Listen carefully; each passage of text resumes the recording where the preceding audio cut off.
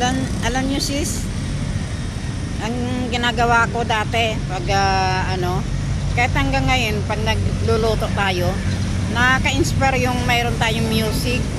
Open natin yung music, yung radyo or speaker, Bluetooth speaker ba? Open mo yun, tapos habang nagluluto ka, may music. Kahit na yung paglalaba mo, may music, nakaka-inspire na hindi mo mamalayan tapos na pala yung ginagawa mo. Saka masaya makinig habang may ginagawa ka, may music, masaya, nakaka-inspire. Hindi mo maramdaman yung bagal ng oras.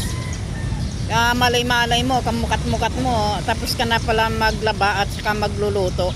Hindi nakakapagod eh. Ganun yung ginagawa ko sa bahay pag naglilinis, nagwawalis, nagluluto, naglalaba.